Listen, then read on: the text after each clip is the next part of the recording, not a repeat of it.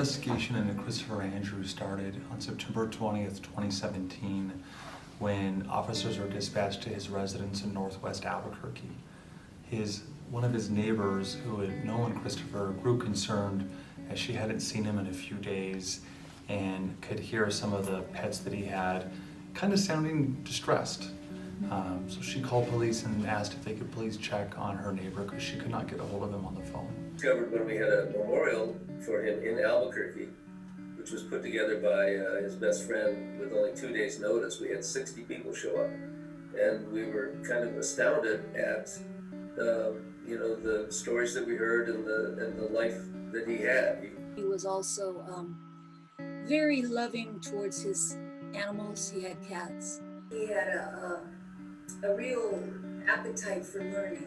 Most of the people that we interviewed at the time said Christopher was a great friend, a very calm person. They'd known him from working at the co-op in Nob Hill and JJ's Pizza for many, many years. There was a couple friends that thought he was becoming a little bit more paranoid near the end of his life, but there was nothing more than an intuition or a feeling they had. They couldn't give us any better description of why they thought that was happening.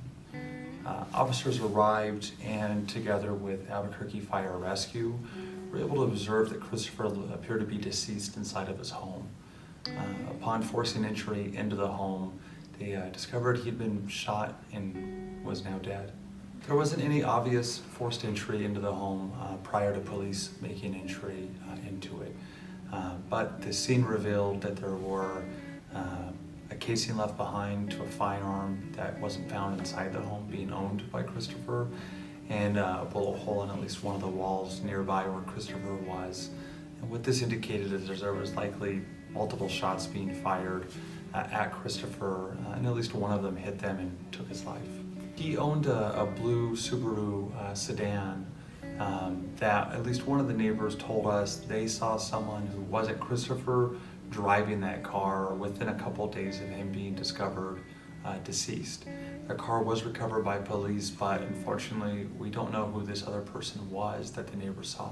At this point, we believe Christopher was killed in some kind of interpersonal dispute he had with someone he knew, or he was the victim of a robbery that went bad. Most likely the person or persons who did this, they've told other people that they've done it because they do have a moral compass, they feel bad about it, and this other person or people are holding on to this secret.